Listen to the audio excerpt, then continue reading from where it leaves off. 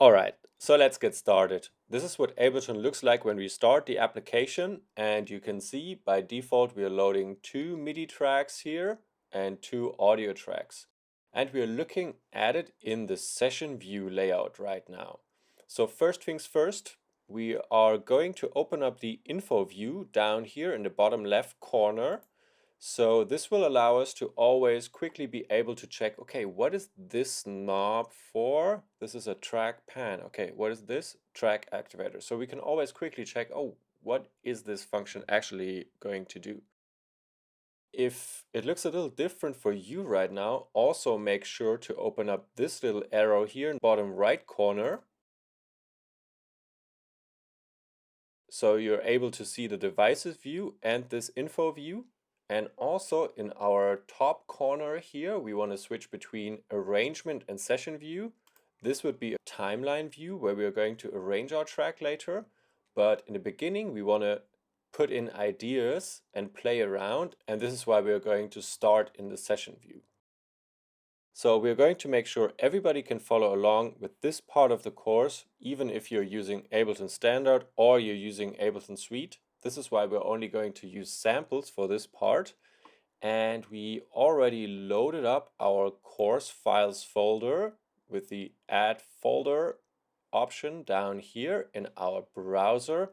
Well, if you don't see the browser, open it up here quickly. Course files, samples. These are our samples coming with the course, and we're going to start with our first sample, which is going to be this kick sample. If you click on these samples, as you can hear, they are playing back immediately. Now, if this preview function is a bit loud for you, you can go over here in this area where you see the headphones and the blue circle and just take down the preview volume a little. See if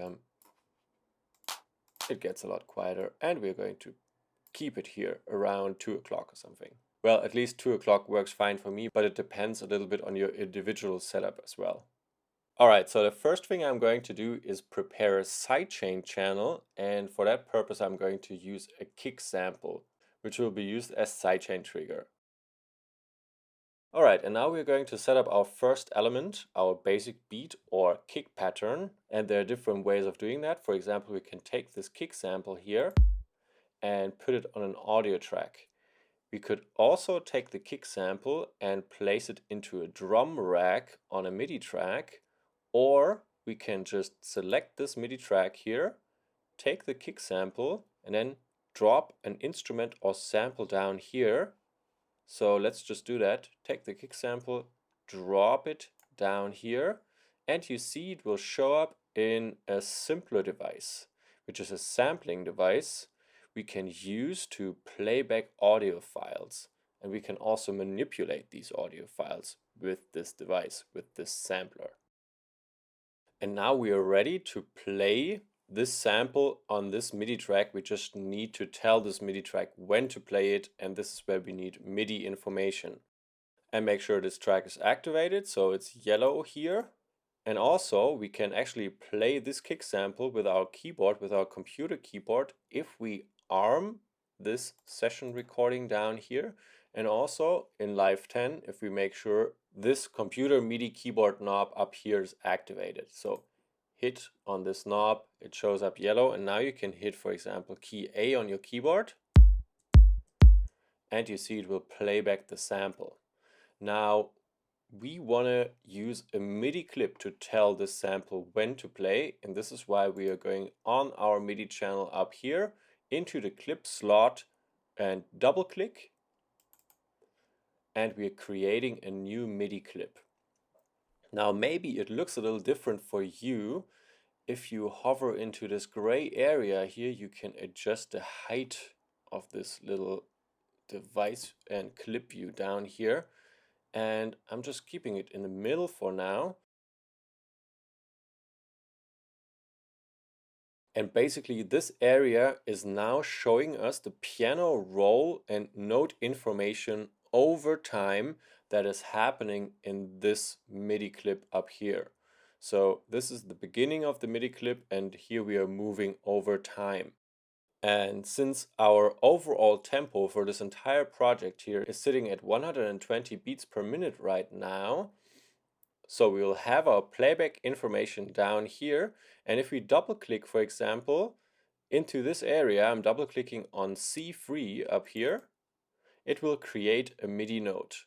And hover over here where it shows the magnifier. If you want to zoom in, drag your mouse down a little bit so we can see it a bit better, and drag this MIDI note to half of the first part of this entire 1 bar clip. So this clip is 1 bar right now. This is the default length of such a clip, and we will play 4 of these notes. 1, 2, 3, and 4. You can also do that with duplicating the first one, but we are going to go stepwise right now. And if we are playing back these 4 notes down here, we'll play back at 120 beats per minute. So let's quickly play the clip.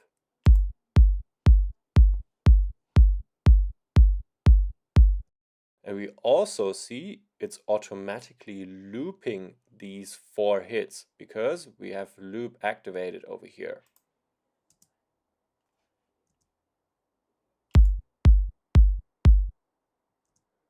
And of course it won't loop if we deactivate it. So putting it back on.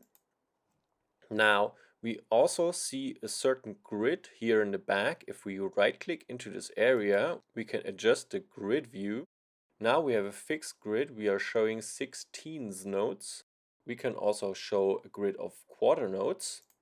So now we have 4 quarters of 1 bar and playing back at 120 beats per minute in a grid with a time signature of a 4 to the floor beat. So all of this is editable, but we will go with 120 BPM and 4 to the floor time signature for now. So playing back what we have so far. So in general, we are playing 4 of those beats per bar because we are playing a 4 to the floor beat or 4/4 time signature up here. And also we are playing 120 of those beats per minute. And this is our overall track tempo up here. So this clip view here is telling us at what point in time we are playing these notes, and the device view down here where we can switch to the simpler device is showing you what we are going to play at that point in time. And you can always switch back and forth between those two down here. And now I'm going to rename this first MIDI track up here by clicking into this name area up here, right click. I can duplicate, copy, delete it, and I can rename it. I will put in hashtag to keep the number of the MIDI track and then kick. So you can see automatically it adjusts the first number here according to the position you're at, and we are playing the kick. We can also rename this little clip down here by clicking into it, right clicking, rename it, and put in kick as well.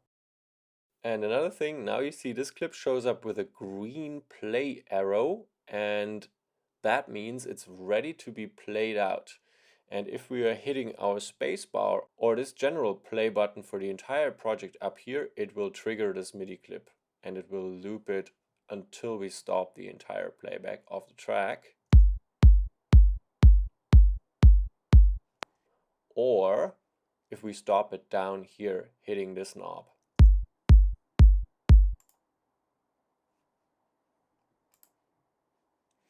So these are different ways of triggering your MIDI clips.